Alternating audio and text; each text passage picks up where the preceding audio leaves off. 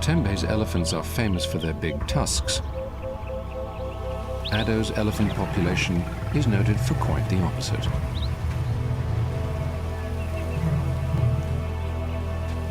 Many of the elephants in Ado have no tusks at all.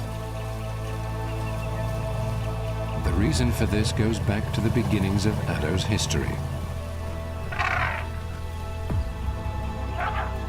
Hundreds of years ago, before Europeans arrived in Africa, the area that is now Ado was wilderness, where elephants roamed free in large numbers.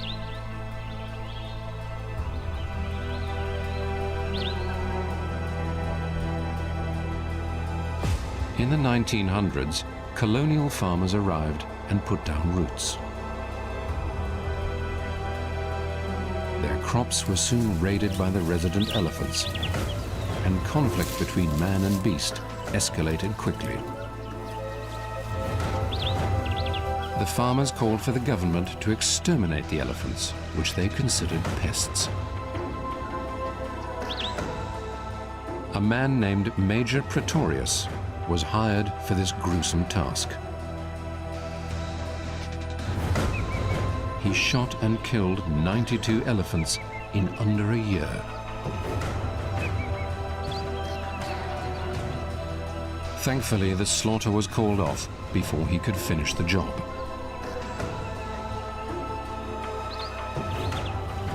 By the mid-1900s, there were just 12 African elephants left in the Eastern Cape region.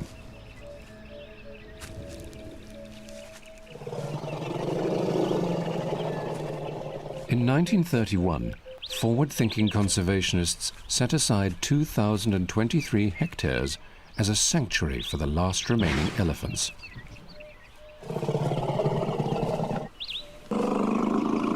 This was the inception of Ado Elephant Park.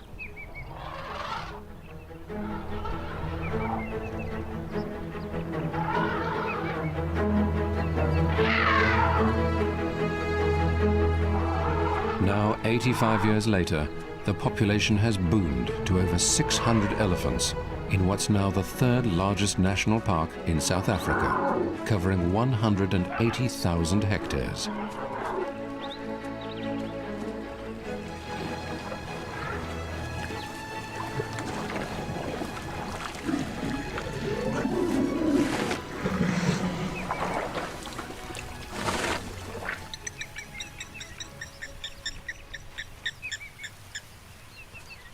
The elephants of Ado are marked by their history.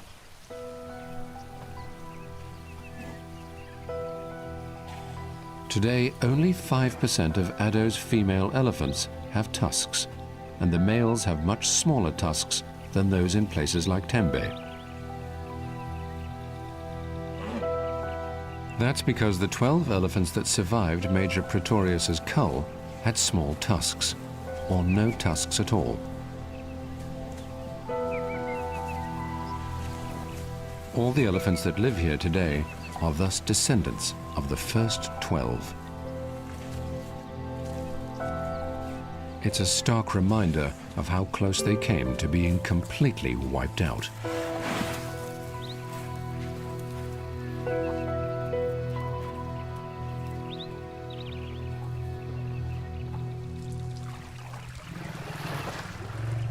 Besides the issue of smaller or non-existent tusks, the elephants of Ado are perfectly healthy, and they continue to breed and grow in number. It's a success story born out of adversity that now points towards a viable new model for elephant conservation in Africa. To understand why the conservation of Africa's iconic elephants is so important, we need to look back to an Africa before modern man.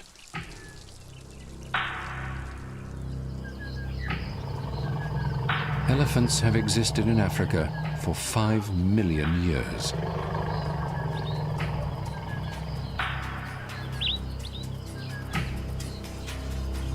They are wide-ranging and highly adaptable, found across a variety of habitats. lush wetlands of the Okavango Delta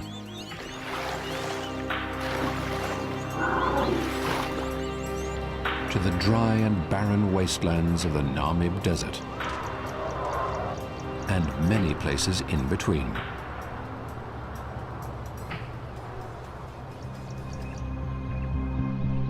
They've been present on the African savannas throughout mankind's evolution. Drawings of elephants are even found in ancient rock art, dating as far back as 30,000 years.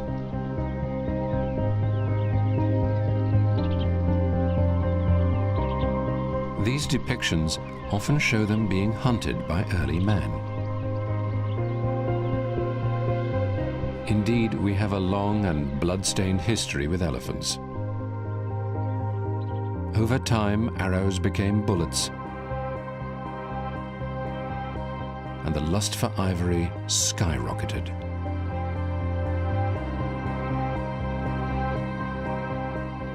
Developing cities and farmlands further reduced elephant migration routes and ranges.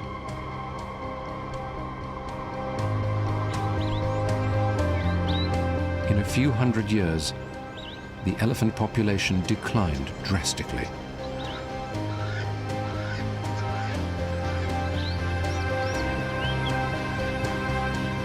From an estimated 27 million in the beginning of the 19th century, there were just 410,000 wild elephants left in Africa in 2012. It's a grim picture.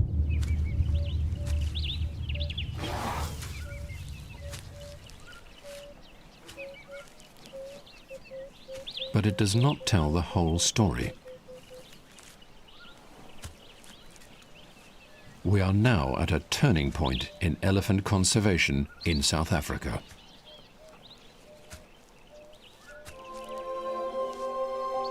On the thicket-covered hills of Addo Elephant Park, this family of elephants is living proof that in some places, populations are booming.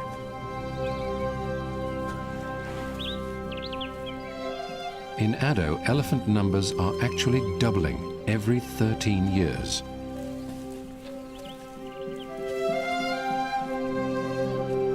Over the decades, researchers here have come to know all the elephants in Addo.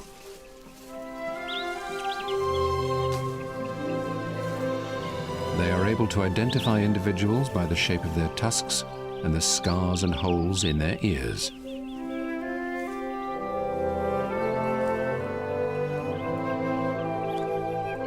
This is one of 6 major families in Addo. Like all the herds, it's made up of related females and led by a matriarch. She is the oldest and wisest of the herd. It's her job to keep them safe. She must make difficult decisions on a daily basis. Where to go in search of food and water, and when to flee from danger. To do this, she draws on her years of experience and knowledge she learned from her mother.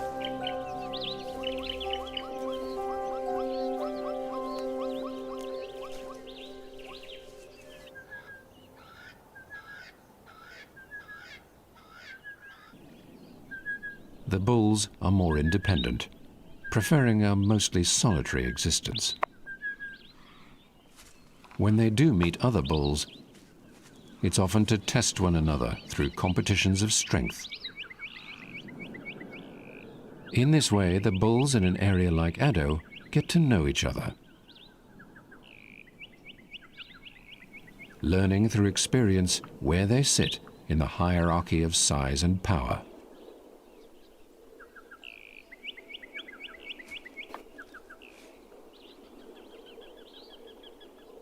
But regardless of age, size, or sex, all the elephants of Addo share the same voracious appetites.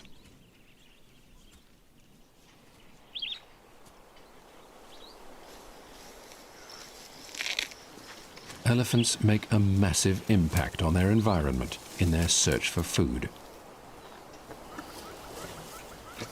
The combination of their mass, intelligence and power makes them destructive feeders. An adult elephant can tear down a large tree with ease, using its immense strength and bulk to crack and splinter wood.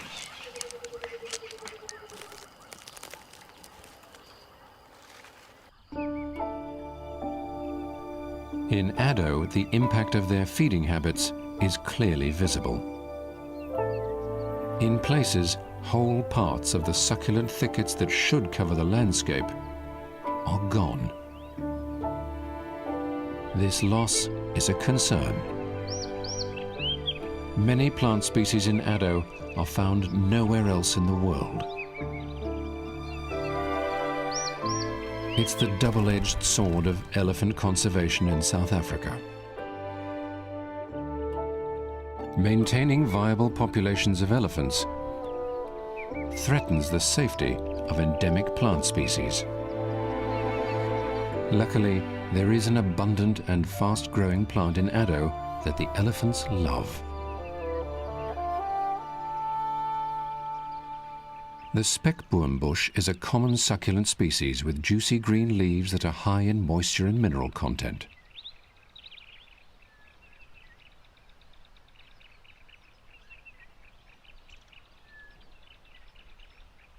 It's such an elephant favorite that the Afrikaans name for the plant is olifantskos,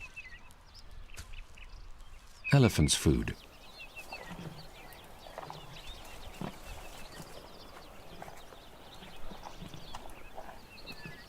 Speckboom is an indigenous icon of Addo, growing naturally in vast swathes throughout the park.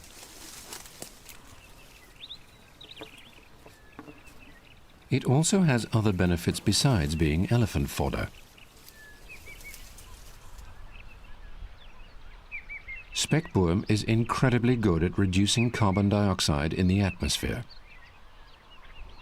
with recent studies suggesting that it's 100 times more effective in carbon capture than a pine tree of the same size.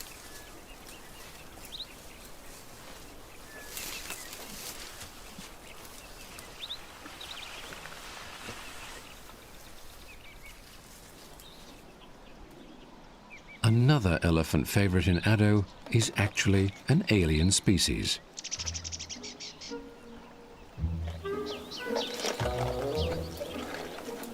This breeding herd has found a grove of prickly pears.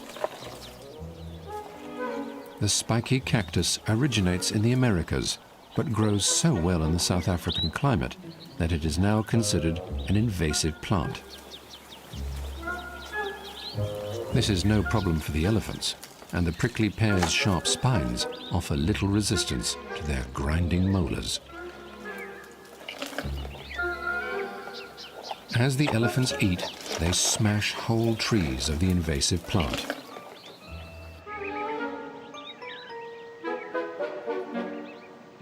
The result is cactus carnage.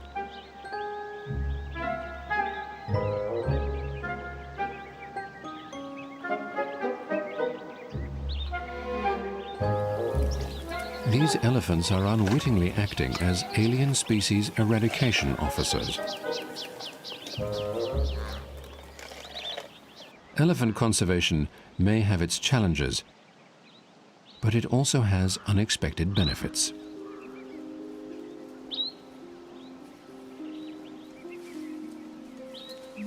Elephants are considered an umbrella species because by protecting them, we also protect large areas of wilderness and all the creatures that live there. Big and small.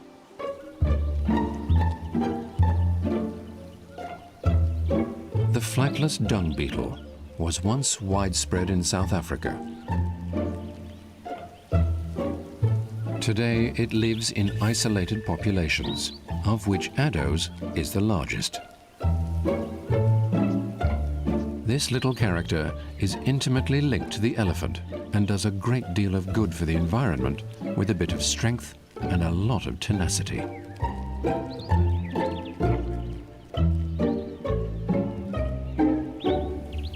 The beetle is a tireless recycler of nutrients back into the ecosystem. But when it comes time to breed, it's the female that does the heavy lifting. She makes a ball of dung that will be the home to her fertilized egg.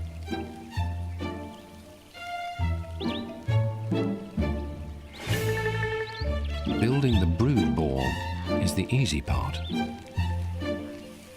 Finding a suitable place to bury it is more of a challenge. The ball is hundreds of times heavier than the beetle. Even moving a few centimeters can be incredibly difficult.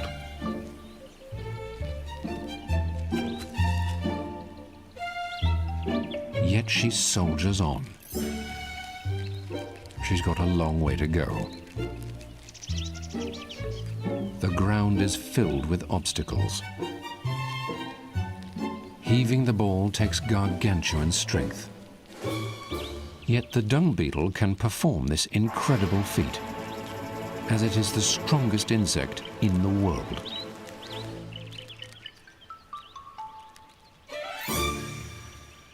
Finally, she clears the hurdle and can roll her ball off to bury it.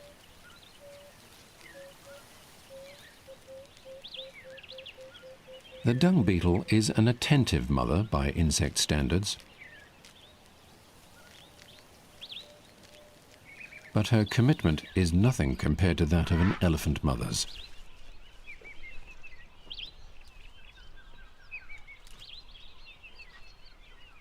Family is the core of elephant life.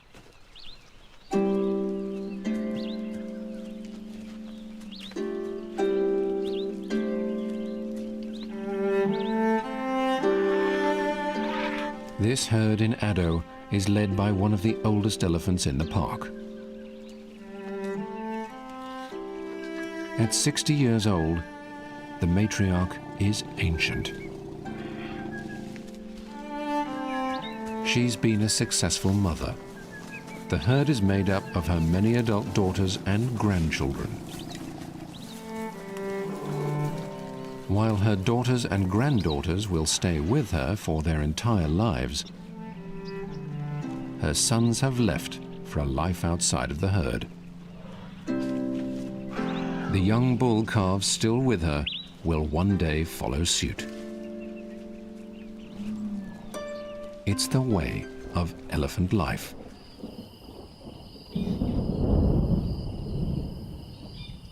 These young bulls in Tembe have all recently left their families. They push and shove one another, acting much like an unruly gang of teenage boys. Male elephants reach sexual maturity at about 12 years old, at which time they separate from their families. Sticking together in a bachelor herd offers company in their early years of independence. They, like all elephants, communicate much through touch. Using their trunks, they subtly feel each other's strength or show affection.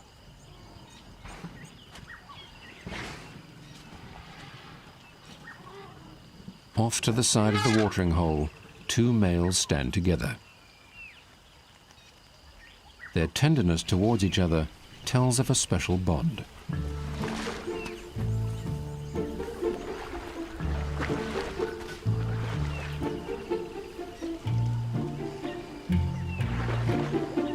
Perhaps they were from the same herd, or are even brothers.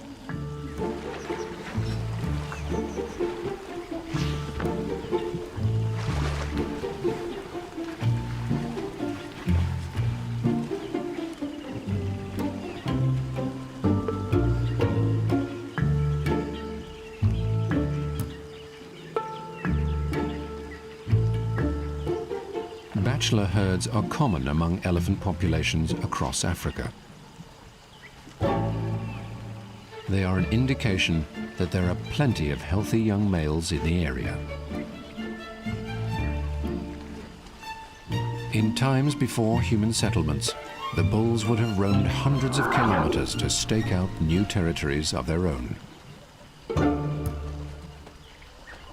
But for the bulls of Addo and Tembe, space is limited. And sometimes this can prove deadly.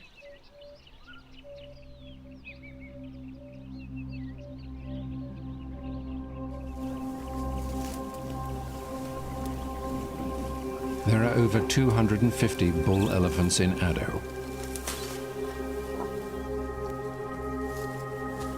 Each of them has a ranking in the dominance hierarchy, decided through tests of strength and aggression.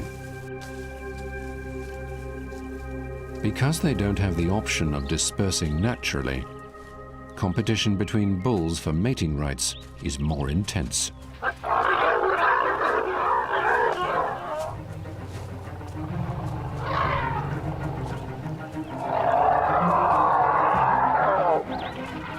In Addo, the primary cause of mortality in adult males is fighting to the death.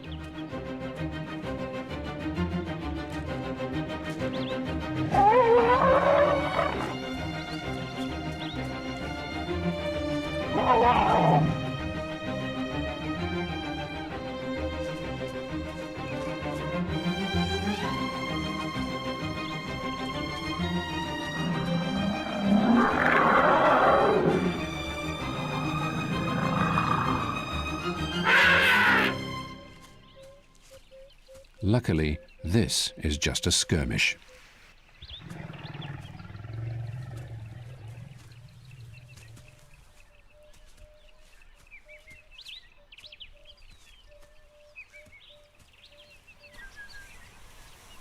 Because of the potentially deadly nature of meeting an adversary, the older bulls of Addo often avoid each other, choosing to feed alone and visit the waterholes at different times of day.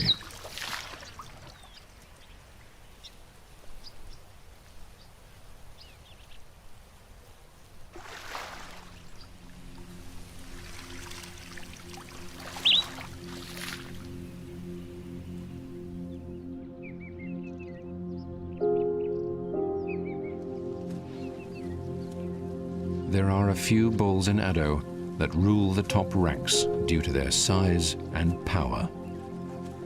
This is one of them. His name is John Kruger. He was named by researchers after being brought to Addo from Kruger National Park to broaden the gene pool of Addo's elephant population.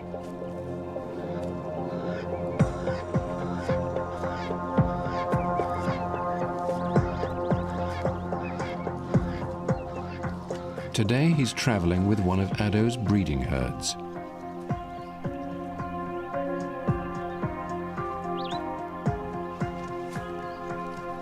There's a reason the normally solitary bull is seeking company.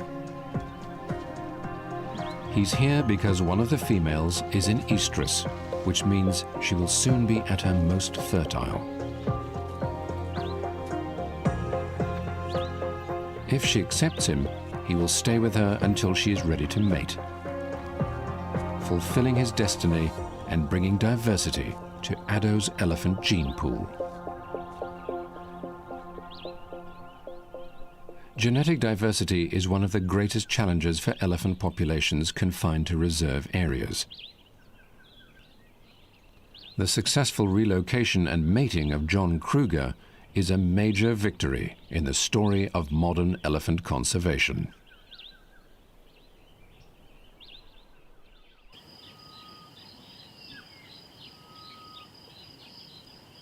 In Tembe, the big bull known as Zakade is also looking to pass on his genes. But he's got a different strategy for finding a mate.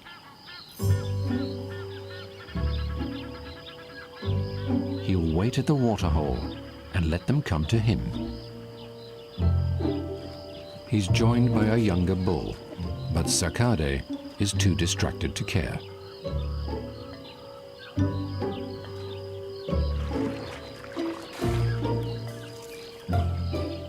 His desire to mate is strong right now. He's in an annual condition known as must. Must is a heightening of the testosterone levels of a bull, which increases the drive to breed. It also makes them more aggressive. This in turn makes them more dangerous and temporarily gives them a higher position in the dominance hierarchy. The telltale signs of must include a streak of fluid on the side of the head and the constant dribbling of urine down the hind legs. He's also giving off a pungent, musky odor.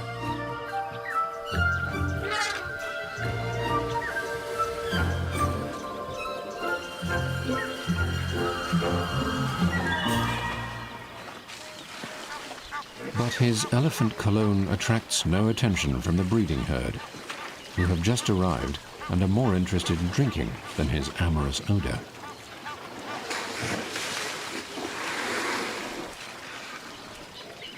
Zacade moves around the waterhole, testing the air for the subtle smell of pheromones.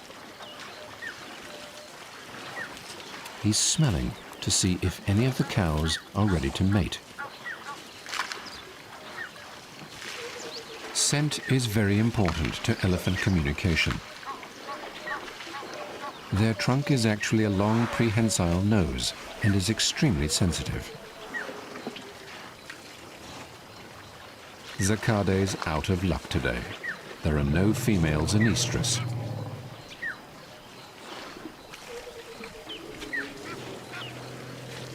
He settles for a drink instead.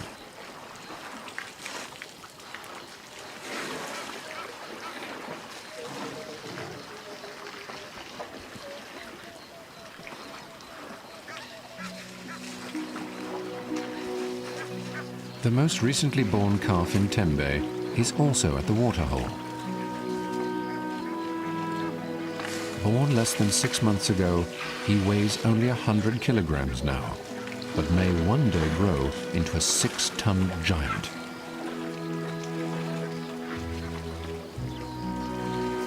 Together, he and Zacade represent the full cycle of life for these majestic mammals.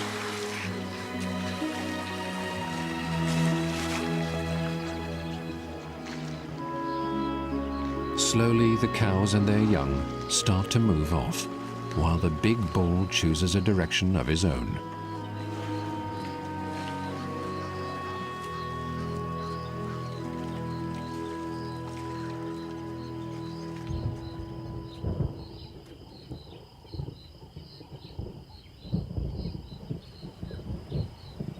Another male arrives after the last of the herd have left. At 17 years old, his solitary adult life has just begun. Soon he'll hit a growth spurt that will last until he's 25. In these years, he'll get much bigger and stronger. His tusks will also continue to grow. In 10 years, he'll be ready to challenge bulls like Zacade for one of the top spots in Tembe.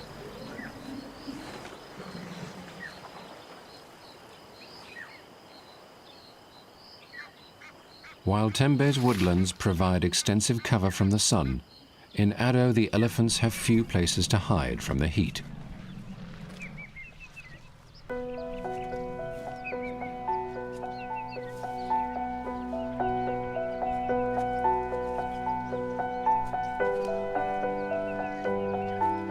It drives all the families towards the waterhole and offers a chance to see the park's conservation success in full force.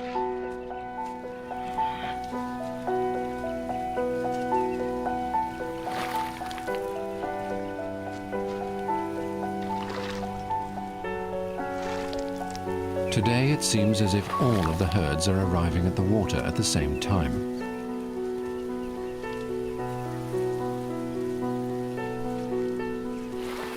One after another, the elephant families pour in.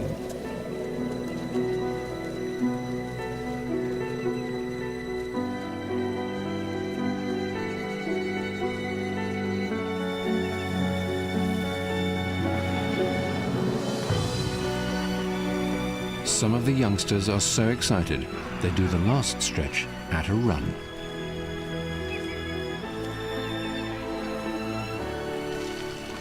Elephants can drink up to 200 liters of water a day, and this waterhole is the only one in the area big enough to accommodate all these massive thirsts.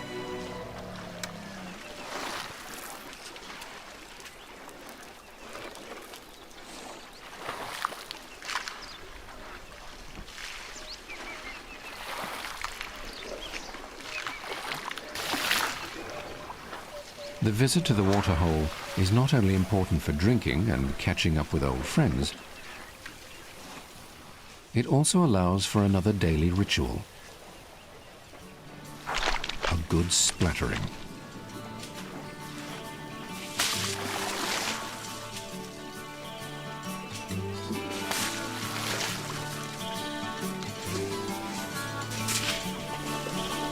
The elephants cover themselves liberally in water and mud. This helps protect their surprisingly sensitive skin from the harsh sun, as well as trapping ticks and parasites when the mud dries.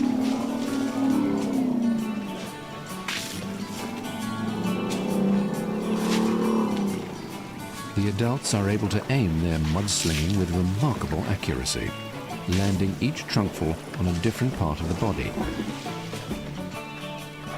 Youngsters, however, haven't quite mastered the 150,000 odd muscles in their trunks. That will come in time.